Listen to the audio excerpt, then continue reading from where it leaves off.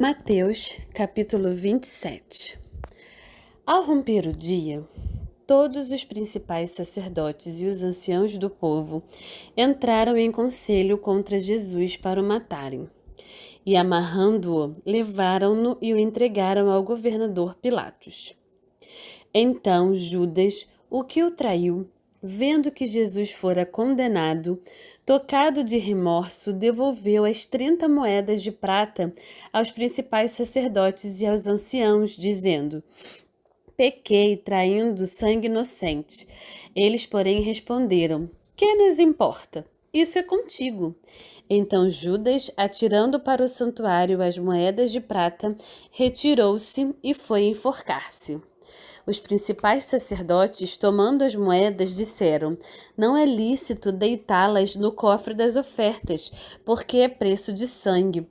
E, tendo deliberado, compraram com elas o campo do olheiro para cemitério de forasteiros. Por isso, aquele campo tem sido chamado até o dia de hoje Campo de Sangue. Então se cumpriu o que foi dito por intermédio do profeta Jeremias. Tomaram as 30 moedas de prata, preço em que foi estimado aquele a quem alguns dos filhos de Israel avaliaram, e as deram pelo campo do olheiro, assim como me ordenou o Senhor. Jesus estava em pé ante o governador, e este o interrogou, dizendo: És tu o rei dos judeus? Respondeu-lhe Jesus: Tu dizes. E sendo acusado pelos principais sacerdotes e pelos anciãos, nada respondeu. Então lhe perguntou Pilatos: Não ouves quantas acusações te fazem? Jesus não respondeu nenhuma palavra. Vindo com isto a admirar-se grandemente o governador. Ora, por ocasião da festa, costumava o governador soltar ao povo um dos presos, conforme eles quisessem. Naquela ocasião, tinham eles um preso muito conhecido chamado Barrabás. Estando, pois, o povo reunido, perguntou-lhes Pilatos: A quem quereis que eu vos solte? A Barrabás ou a Jesus chamado Cristo? Porque sabia que por inveja o tinham entregado. E estando ele no tribunal, sua mulher mandou dizer-lhe: Não te envolvas com esse justo, porque hoje em sonho muito sofri por seu respeito.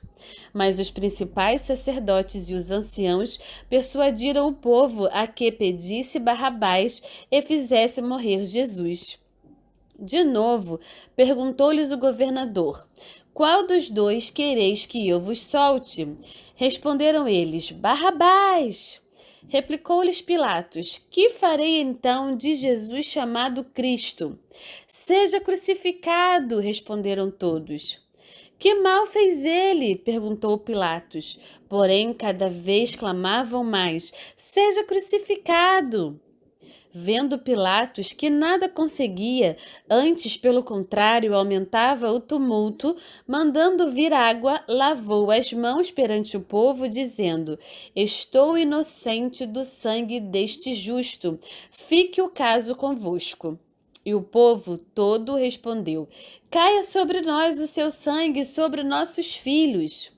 Então Pilatos lhes soltou Barrabás e, após haver açoitado a Jesus, entregou-o para ser crucificado.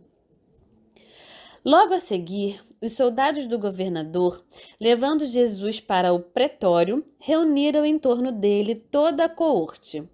Despojando-o das vestes, cobriram-no com um manto escarlate.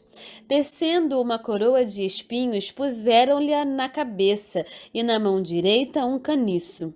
E, ajoelhando-se diante dele, o escarneciam, dizendo: Salve, rei dos judeus! E, cuspindo nele, tomaram o caniço e davam-lhe com ele na cabeça. Depois de o terem escarnecido, despiram-lhe o manto e o vestiram com as suas próprias vestes. Em seguida, o levaram para ser crucificado. Ao saírem, encontraram um cireneu chamado Simão, a quem obrigaram a carregar-lhe a cruz.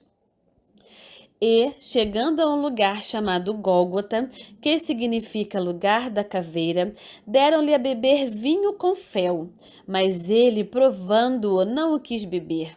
Depois de o crucificarem, repartiram entre si as suas vestes, tirando a sorte, e assentados ali o guardavam. Por cima da sua cabeça puseram escrita a sua acusação: Este é Jesus, o Rei dos Judeus. E foram crucificados com ele 2 ladrões, um à sua direita e outro à sua esquerda. Os que iam passando blasfemavam dele, meneando a cabeça e dizendo: Ó tu que destróis o santuário e em 3 dias o reedificas, salva-te a ti mesmo, se és filho de Deus, e desce da cruz. De igual modo, os principais sacerdotes com os escribas e anciãos, escarnecendo, diziam: Salvou os outros, a si mesmo não pode salvar-se? É rei de Israel? Desça da cruz e creremos nele. Confiou em Deus, pois venha livrá-lo agora, se de fato lhe quer bem, porque disse: Sou filho de Deus. E os mesmos impropérios lhe diziam também os ladrões que haviam sido crucificados com ele. Desde a hora sexta até a hora nona, houve trevas sobre toda a terra. Por volta da hora nona, clamou Jesus em alta voz, dizendo: Eli, Eli, lama sabactane, o que quer dizer: Deus meu, por que me desamparaste? E alguns dos que ali estavam ouvindo isto diziam: Ele chama por Elias. E logo um deles correu a buscar uma esponja e, tendo-a embebido de vinagre e colocado na ponta de um caniço, deu-lhe a beber.